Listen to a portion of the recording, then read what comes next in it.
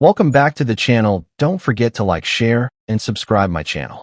Today we are explore how to create a floating info tooltip using custom shapes in Photoshop. I begin by opening Photoshop and creating a small canvas.